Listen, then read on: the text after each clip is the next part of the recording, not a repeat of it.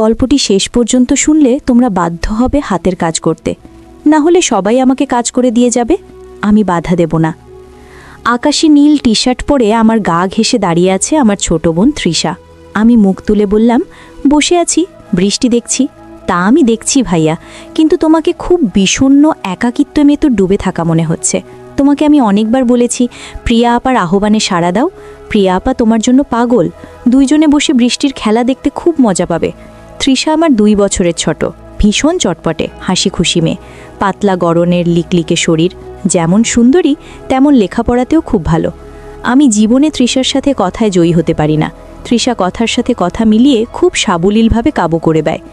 আমাদের মাঝে খুব মিল, ভাই বোনের সম্পর্ক হলেও তুই তুকারি সম্পর্ক।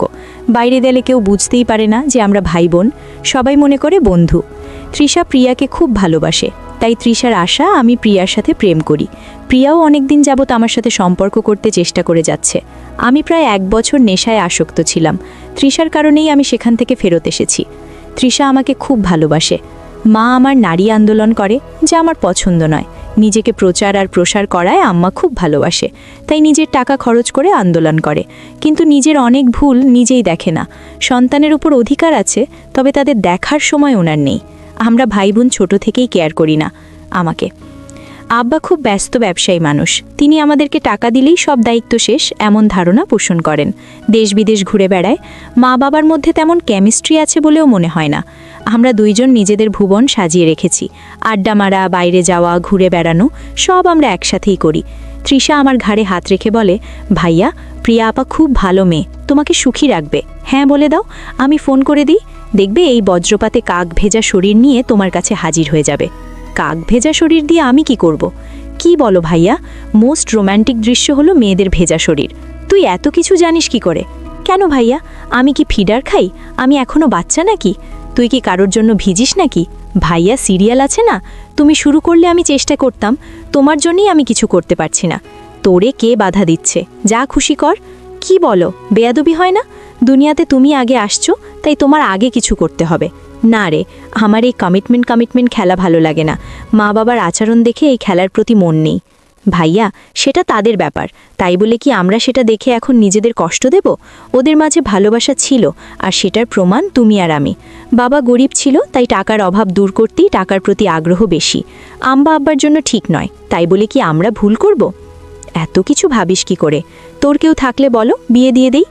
ভাইয়া, আমি তোমার চিন্তা করি। তুমি এত হ্যান্ডসাম একজন মানুষ, আর তোমার গার্লফ্রেন্ড নাই কি করে হয়? তোমার দিকে সব মেয়ে চেয়ে থাকে হাঁ করে। তুমি কি জানো? তাই তুই কি এইসব দেখে বেড়াস নাকি? আমি হয়তোবা দেখতে ফানি কার্টুন, তাই সবাই দেখে। না ভাইয়া, তুমি ফানি না, তুমি তাদের কাছে হানি। ওরা তোমায় দেখে দেখে গিলে খায়। যা, কি বলছি? ভাইয়া, তুমি আসলেই খুব হ্যান্ডসাম, কিন্তু সেই ফিগারটাকে কাজে লাগাচ্ছ না। ইচ্ছা করলে অনেক মজা করতে পারো। কি করে? একটু এফর্ট দাও, দেখবে প্রতিদিন তুমি ব্যাড ডেটিং করতে পারবে। তুই কি করছিস নাকি এসব? আমি কোথায় পাবো? কেউ আমাকে পছন্দই করে না। সবসময় তোমার সাথেই থাকি। অপরিচিত সবাই মনে করে তুমি আমার বয়ফ্রেন্ড। ভাই বোন হলেও তো আমরা ফ্রেন্ডের মতোই চলি। ফ্রেন্ডের মতো, কিন্তু বয়ফ্রেন্ড না ভাইয়া। তবে তুমি আমার ভাইয়া না হলে জোর করে হলেও তোমাকে বয়ফ্রেন্ড বানিয়ে নিতাম। যে কোনো মেয়ে তোমার জন্য পাগল হবে ভাইয়া, বলে আমার পেছন থেকে আমার গলা জড়িয়ে ধরে। আমি বাধা না দিয়ে বসে থাকি, আর তৃষা আমার বুকে হাত বুলিয়ে দিয়ে বলছে, প্রিয়া আপা এই সুঠাম দেহের পাগল ভাইয়া, হাত বাড়িয়ে দাও, এনজয় করো। তৃষার হাত যেন থামছেই না। আমার শরীরে তৈরি হচ্ছে এক ধরনের কেমিস্ট্রি। চোখ বন্ধ হয়ে আসছে আরামে। আমি হাত ধরে ছাড়ানোর চেষ্টা করে বললাম, কি রে, তোর কি হয়েছে? তুই কি প্রিয়া হয়ে গেছিস নাকি? যেভাবে হাত দিচ্ছিস যেন তুই নিজেই প্রিয়া। কেন ভাইয়া, আমাকে কি প্রিয়া আপার মতো মনে হচ্ছে? আমি তো প্রিয়া আপার মতো না। কে বলছে? তুই অনেক সুন্দরী। কে আছে তোর মতো এত সুন্দর? আমি যদি তোমার বোন না হতাম, তুমি কি আমার সাথে প্রেম করতে? অবশ্যই করতাম। তোর মতো রূপসী রাজকন্যা পাওয়া ভাগ্যের ব্যাপার। তৃষা চট করে আমার সামনে এসে বসে আমার 2 পায়ের ফাঁকে। আমার দিকে চেয়ে থেকে বলে, ধন্যবাদ ভাইয়া, তোমার কাছ থেকে কমপ্লিমেন্ট পেয়ে আমি অনেক খুশি। You deserve a kiss from me, বলেই দিয়ে দেয় আমি কিছু বোঝার আগেই। কি করছিস তৃষা? কেন ভাইয়া, ভালো লাগেনি? ভাই বোনে লিপ টু লিপ দেয় নাকি? কুইক হয়, নো প্রবলেম ভাইয়া, বলে আমার মুখের খুব কাছাকাছি মুখ রেখেই কথা বলছে। সত্যি বলতে কি আমার ভালোই লেগেছে। তৃষা যেমন বুঝে গেছে সেটা, তাই চট করে বলে ওঠে, ইউ এনজয় ইট ভাইয়া। আমার দিকে চেয়ে বলে, সরি ভাইয়া, উঠে দাঁড়িয়ে রুমে চলে যায়। আমি সেখানে বসে থাকি অনেকক্ষণ। কাজের মেয়ে ডাকে, সাড়া দিয়ে খাবার খেতে যাই। তৃষা আজ খাবে না, তাই আমি একাই খেয়ে রুমে গিয়ে ঘুমিয়ে যাই। তৃষার সাথে আমার দেখা হয় না আজ। 2 দিন লজ্জায় আমিও দেখা করার ইচ্ছা করিনি। কিন্তু আজ আমাদের দিদিমাকে দেখতে যাওয়ার কথা, এবং খালাতো ভাইয়ের বিয়ের ব্যাপারে আমাদের অনুষ্ঠানের পরিকল্পনা নিয়ে সকল আত্মীয়স্বজন নিয়ে মিটিং আছে সন্ধ্যায় খালার বাসায়। তৃষা আমার মোবাইলে টেক্সট দিয়ে আমাকে জানিয়ে রাখে, বলে সে খালার বাসায় চলে যাবে, যেন আমি মিস না করি। কিন্তু দিদিমার বাসায় সে যাবে না। আমি দিদিমার বাসা থেকে খালার বাসায় গিয়ে দেখি সবাই বসে আছে। আমাদের মিটিং শেষ করে রাত বাড়ে। একটা হোভার ডেকে বাসায় আসি। প্রায় সবাই গাড়ি নিয়েছিল, কিন্তু তৃষা কারো লিফট নিতে নারাজ। বাসায় এসে যার যার রুমে চলে যায়। আম্মা জানতে চাইল মিটিং কেমন হলো এবং আমরা কি করব। আমরা 2 জনই কালকে বলবো বলে বিদায় নিই। আম্মা শুধু বলল, আগামীকাল আমরা সাগরদ্বীপ যাব, তোরা কি যেতে চাস নাকি? আমি বললাম না। তৃষা জবাব না দিয়ে চলে যায়। আব্বা আম্মা দুপুরের ফ্লাইটে সাগরদ্বীপ চলে গেলে আমি আর তৃষা বাসায় বসে আছি। তখন তৃষা বলে, ভাইয়া চলো আজ আমরা বাইরে ডিনার করি। আমি রাজি হতেই তৃষা ধন্যবাদ দিয়ে কাজের মেয়েকে বলে, আমরা রাতে খাবো না আজ, তুই ইচ্ছা করলে ছুটি নিতে পারিস, কালকেও আমরা থাকবো না। আগেই কাজের মেয়ে চলে যায় তার স্বামীর বাসায়। আমরা বিকালে বাইরে হই ডিনারের জন্য। তৃষা ইচ্ছা করে খুব সুন্দর একটা ড্রেস পরে, দেখতে খুব সুন্দর লাগছিল।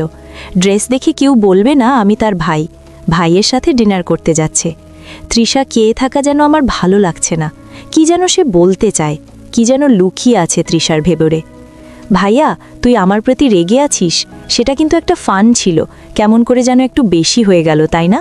সরি ভাইয়া। বাদ দিয়ে কথা, আমরা তো ভাই বোন কিন্তু বন্ধু বটে। আমরা ডিনার করে রাত 10টায় আমরা বাসায় চলে আসি। তৃষা ড্রেস চেঞ্জ করে নিচে টিভি দেখতে আসলে দেখি আমি বসে আছি। ভাইয়া চেঞ্জ করে আস, মুভি দেখব। আগামীকাল কয়েকজনকে ডেকে নিয়ে পার্টি দেব, কি বল? বেশি না, তুই যাকে ইচ্ছা বলে দিস আসতে। আমি রাজি, যেন ওসব জিনিস না আনে। আমি একটা শর্ট করে নিচে এসে একটা হিন্দি মুভি দেখছি। তৃষাও শর্ট পরা। মা বাবা না থাকলে আমরা প্রায় সময়ই শর্ট পরি। অনেকক্ষণ তৃষা কোনো কথাই বলেনি। অন্য সময় মুভি পছন্দ না হলে বা সাউন্ড বেশি কম নিয়ে ঝগড়া করে। আমি প্রথম কথা বললাম, কিরে তৃষা, কফি খাবি? দাঁড়াও ভাইয়া, আমি বানিয়ে নিয়ে আসি, বলেই কিচেনে চলে যায় এবং ক্যাটলিতে পানির সুইচটা দিয়ে অপেক্ষা করে। আমিও গিয়ে পাশে দাঁড়াই আর বলি, তোর মন খারাপ নাকি? কিছু তো বল না। ভাইয়া আমার সেই ভুলের জন্য খারাপ লাগছে। কি যে বলিস, কি হয়েছে? আমি কিছু মনে করি নাই, ভালোই লেগেছে। ভালোই লেগেছে কথাটা বললাম কারণ তৃষা যেন সহজ হয় একটু। তোমার ভালো লেগেছে তা আমি তখনই বুঝেছিলাম। কফি নিয়ে আমরা সোফায় পাশাপাশি বসে টিভি দেখছি। তৃষা আমার কাঁধে মাথা রেখে বলে, ভাইয়া তুমি আম্মা আব্বাকে বলে আমাকে বিয়ে দিয়ে দাও। এত তাড়াতাড়ি বিয়ে করতে চাস কেন? আমি না ভাইয়া, তুমিও করো। আমাদের তো আর লেখাপড়া করে চাকরি করতে হবে না, তাহলে এনজয় করি, কি বলো? দেখলে না তুমি আমার সাথেই কি মজা পাইলে, ভাবি হলে তো আরও পেতে নাকি? কেন, ভাবির কি দুটো মুখ, আলাদা মজা লাগতো? আরে না ভাইয়া, মুখ একটা, জিহ্বা একটা, ছাড়াও মজা লাগার আরও জায়গা আছে। আর সেদিন তুমি আমাকেই ভাবি মনে করে তোমার হাত অন্য জায়গারও খোঁজেছিল।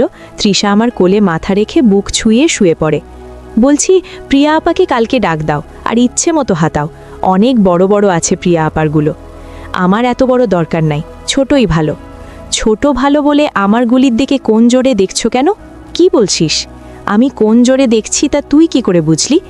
ভাইয়া আমার মাথার নিচে থেকে সংকেত দিচ্ছে, আমি টের পাচ্ছি, বলেই হাহা করে হেসে উঠে বসে আর বলে, ভাইয়া আমি এখন প্রিয়া আপাকে ফোন দেই? এই ধূপসি মোটা প্রিয়া আমার লাগবে না। তোমার কি আমার মতো শুকনা কাঠ পছন্দ? তবে প্রিয়া আপা কিন্তু এক্সপার্ট, শুনেছি খুব আনন্দ দেয়, আমাকে অনেক কিছু শিখিয়েছে। বলে আমার চোখে চোখ রেখে কেমন একটা ইশারা দেয় আর বলে, তুমি কিন্তু আমার বুকে হাত দিয়েছিলে ভাইয়া সেদিন। কি করছিস তৃষা, তোর কি লজ্জা নাই? তৃষা আজ বেসামাল হয়ে কাজ করতে লাগলো। আমি বললাম, তৃষা তুই কিন্তু অনেক দূর চলে যাচ্ছিস। ভাইয়া আমি অনেক দূর যাচ্ছি না ভাইয়া, এই মুহূর্তে আমার ভালো লাগছে তোমার জিনিসটা ধরে রাখতে, আর সেটাই সত্য, প্লিজ বাধা দিও না। তৃষা তুই আমার ছোট বোন, খুব আদরের, আমি চাই না সামান্য একটু ভুলের জন্য আমাদের জীবন নষ্ট হোক। ভুলের মাঝে আমরা বেঁচে থাকি ভাইয়া, আমাদের সম্পর্কে ফাটল ধরবে না। তৃষা এসব তুই শিখলে কোথায়? ভাইয়া বয়স হয়েছে, মুভি দেখি, আর আমার কাছে রাবারের একটা আছে, সেটা দিয়ে প্রতি রাত প্র্যাকটিস করি। সব শিক্ষার বড় শিক্ষা হলো সেটা।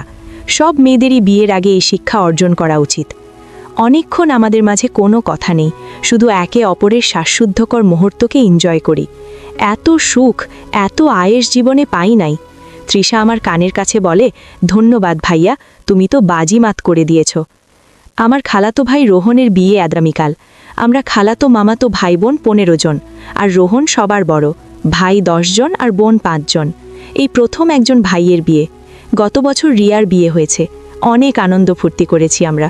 তৃষা আর রিয়া আমাদের সকল ম্যানেজমেন্টের দায়িত্ব নিয়েছে, খুব ব্যস্ত।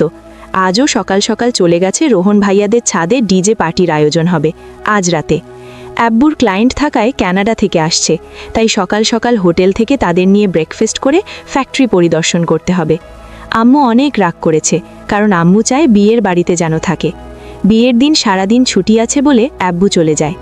আমি 11টায় ঘুম থেকে উঠি, দেখি সেজে গুজে বসে আছে। খালার বাসায় যাবে এবং সেখান থেকে মেয়ের বাড়িতে কিছু জিনিস নিয়ে যেতে হবে। আমাকে দেখেই বলে, কিরে, আজ অন্তত একটু তাড়াতাড়ি উঠলে কি হয়? কাজের মেয়েকে না বলে আজ নিজেই নাস্তা দেয় আমাকে, আর ফোনে বড় খালার সাথে স্পিকারে দিয়ে কথা বলছে। ড্রাইভার আমাদের বাসার সামনে বসে আছে, যেন তাড়াতাড়ি যায়। কি ব্যাপার? আম্মু, আজ নিজে এত আদর করে নাস্তা দিচ্ছ ব্যস্ততার মাঝেও? ফোনে থেকেই আম্মু বলে, তুইও তো আম্মুকে আদর করে অনেক কিছু খাইছিস, তাই একটু চামুচামি করছি, যেন আসল জিনিসটা পাই। বড় খালা বলে, কার সাথে কথা বলছিস সাবিনা? সাবিনা আমার মায়ের নাম। আপি, অঙ্কিত এখন খুন ভাঙল। সবাই ভাবছে অঙ্কিত রাগ করেছে, ওকে সাথে করে নিয়ে আয়। ফোনটা অঙ্কিতকে। আপি শুনছে, কথা বলো। এই অঙ্কিত, গতকাল আসলি না কেন? সবাই ভাবছে তুই রাগ করেছিস, কারো ফোন ধরিস নাই কাল বিকালে। রাগ করব কেন? গতকাল আম্মুর একটা বিশেষ অ্যাসাইনমেন্ট নিয়ে ব্যস্ত ছিলাম, সেটা করে দিয়েছি, তাই আম্মু আজ খুব খুশি। 2টার আগেই চলে যাব খালা। আমার নাস্তা শেষ হতেই আম্মু এসে বলে, এই অঙ্কিত, আমরা আবার কখন করব সেটা ভেবেছিস? এত ব্যস্ত হচ্ছ কেন? এই 3 দিন আমরা খুব ব্যস্ত থাকব। ও মা, 3 দিন? ড্রাইভার বাইরে বসে আছে, এখন যাও, দেখি সময় করে একটা কিছু করে দিব। কাজের মেয়েকে 3 দিন ছুটি দিয়ে আম্মু বলে, যা তোর স্বামীর সাথে এনজয় কর। 2000 টাকাও হাতে দেয়। মায়া নামের কাজের মেয়েটা আমাদের পরিবারের খুব ভালো সম্পর্ক, আমরা সবাই নিজের মতোই ভালোবাসি। মায়া বলে, আমি আগামীকাল বড় খালার বাসায় যাব, কথা হয়েছে। আমি খালাকে বলেছি কাজের সহায়তার জন্য। তাহলে তো খুব ভালো, আমাকে না জানিয়ে তোরা সব ঠিক করে ফেলেছিস। খালা আমাকে চিঠি দিয়ে দাওয়াত দিয়েছে, অনেক কাজ আছে না। রোহান ভাইয়া অনেক ভালো মানুষ, তাই ওনার বিয়েতে সাহায্য করতেই হবে। ঠিক আছে, যা, বাইরে ড্রাইভারকে গিয়ে বল আমার 5 মিনিট লাগবে, তুইও দাঁড়িয়ে থাক, তোকে নামিয়ে দিব। আমাকে আম্মু বলে, অঙ্কিত, একটু উপরে আয় তো তাড়াতাড়ি, বলে সিঁড়ি দিয়ে চলে যায়। আমি উপরে যেতেই আম্মু বলে, অঙ্কিত, যেতে মন চাইছে না, তোর সাথে এনজয় করতে মন চাইছে। এখন যাও, কথা দিলাম আজ সন্ধ্যায় কিছু একটা করে দিব। সত্যি দিবে তো, নাকি জোয়ান মাইয়াদের পেয়ে আমাকে ভুলে যাবি? আমার শিরায় শিরায় আগুন জ্বলছে, কথা দিলাম ডার্লিং। আজ অনেক দিন পর আমার শখের বাইকটা বাইরে করে ঠিক সময় খালার বাসায় পৌঁছে যাই। বাড়িটা খুব সুন্দর করে সাজিয়েছে। উদ্যানপুরে এমন 3 তলা বাড়ি আর সামনে পেছনে বাগানওয়ালা বাড়ি খুব কম। একপাশে বারবিকিউ চাখানা বানিয়েছে, সেখানে মালা আপা দায়িত্বে। যার যা দরকার মালা আপা অর্ডার করে। আমাকে দেখেই বলে, এনিথিং স্পেশাল লাগবে? না আপু, সবার স্পেশাল থেকে একটু একটু করে চেখে নিলেই আমার হবে। ভেতরে ঢুকেই তৃষার সাথে দেখা। ভাইয়া এসেছিস, চল উপরে যাবি, ছাদে আয়োজন কেমন হয়েছে দেখবি, বলে টেনে উপরে নিয়ে যায়। সাথে সাথে অনেকেই যায়। খুব সুন্দর হয়েছে। পার্টি কখন শুরু হবে? 6টায়, সময় বোঝাই শেষ। তৃষা সবাইকে বলে, এই তোরা সবাই নিচে যা, খাবারের কি খবর দেখ, আমি ভাইয়ার সাথে একটা সিক্রেট কথা বলে আসছি। সিয়া রাগ করে বলে, এক বাসায় থাকো, সিক্রেট কথা বাসায় বলে আসতে পারো না? যা, পাকনামি করবি না। যখন আসছি ভাইয়া ঘুমাচ্ছিল, এই সিক্রেট কথাটা না বললে কাজে মন দিতে পারছি না। তৃষা আমাকে এক কোণায় নিয়ে বলে, কি খবর মাই হিরো, রাতে টায়ার্ড ছিলে, তাই বলে কি দরজা বন্ধ করে ঘুমিয়েছিলে? সকাল থেকে ছটপট করেছি, জানি তুই ডিস্টার্ব করবি, তাই বন্ধ করে দিয়েছিলাম ভালো ঘুমের জন্য। ভাইয়া, আমরা 1 বোতল শরাব নিয়ে আসছি, রাতে খাবো, খাবে নাকি? দেখা যাক। তৃষা মুচকি হাসি দিয়ে চলে যায়। জমে উঠেছে আমাদের ডিজে পার্টি। রোহানের চোখে মুখে আনন্দ। 3 বছরের প্রেমিকা তানিয়া বউ হয়ে ঘরে আসছে। মা বাবা ভাই বোন বন্ধু বান্ধব মিলিয়ে প্রায় 15 জন মানুষ ছাদে খাচ্ছে, গল্প করছে, ড্যান্স করছে। আমার কাছে এই সব আনন্দ খুব বাড়াবাড়ি মনে হচ্ছে, অথচ টাকা পয়সা নষ্ট। দেশে অনেক গরিব আছে, সেই দিকে খেয়াল রাখা উচিত আমাদের। আমি কথা প্রসঙ্গে রোহান ভাইয়ার সাথে শেয়ার করি। রোহান ভাইয়া উঠে দাঁড়িয়ে মাইকের কাছে চলে যায় এবং মাইক হাতে নিয়ে বলে, লেডিজ অ্যান্ড জেন্টস, আমার ছোট ভাই অঙ্কিত এই মাত্র আমাকে বলল ওর কাছে এই পার্টি খুব বাড়াবাড়ি মনে হচ্ছে, অথচ আমরা টাকা পয়সা খরচ করছি। অঙ্কিতের কথাটা আমার ভালো লেগেছে। আমি আমার ব্যক্তিগত ফান্ড থেকে 5 লক্ষ টাকা আমার খালা সাবিনার মাধ্যমে গরিব অসহায় মহিলাদের সাহায্য করব। সবাই হাততালি দিয়ে রোহান ভাইয়ার চেয়ে আমাকে বেশি ধন্যবাদ জানায়। আম্মু আমার কাছে এসে বলে, অনেক খুশি হয়েছি। আরও বেশ কয়েকজন এই ফান্ডে দান করেন। প্রায় 30 লক্ষ টাকার প্রমিস হয়। আম্মু মাইকে গিয়ে সবাইকে ধন্যবাদ জানিয়ে বলে, কি করে সঠিকভাবে এই ফান্ড ভালো কাজে ব্যবহার হয় সেই জন্য অঙ্কিত, রোহান আমার সাথে কাজ করবে। রোহান ভাইয়া আমাকেই দায়িত্ব দিয়ে দেয় যেন আম্মুর সাথে কাজটা সঠিকভাবে করি। আম্মু আবার আমার কাছে এসে বলে, আর দেরি সহ্য হচ্ছে না। আম্মু পাগল নাকি? তৃষা আমাদের পাশে এসেই বলে, কি খবর আম্মু, দেখি তোমাকে ছাড়া এখন চোখে পথ দেখে না, কি ব্যাপার? আম্মু তৃষাকে বলে, তুই যদি যেতে চাস চল আমাদের সাথে। না আম্মু, তোমাদের ডিস্টার্ব হবে আমি গেলে, আমি এখানেই আছি। রোহান ভাইয়া ড্রাইভার আমাদের নামিয়ে দেয় হাসপাতালে। আম্মু ডাক্তারের সাথে দেখা করে বলে, উনি আমার রুগী, আপনারা চিকিৎসা করুন, টাকা পয়সা আমি দেখব। আম্মুর বন্ধু স্নেহাকে সান্ত্বনা দিয়ে বলে, চিন্তা করিস না, ঠিক হয়ে যাবে, তোরা কোনো টাকা দিস না, আমি পরে এসে সব ঠিক করব। তোর কাছে টাকা না থাকলে বলিস, রোহানের বিয়ে বাসায় বহু মেহমান আমার জন্য অপেক্ষা করছে, আমি এখন যাই। আমরা একটা ট্যাক্সি করে সোজা আমাদের বাসায় চলে আসি। আমার রুমে ঢুকে আম্মু বিছানায় গিয়ে আমাকে বলে, কই তুই আয়, আমাদের হাতে সময় নাই, মাত্র 1 ঘন্টা,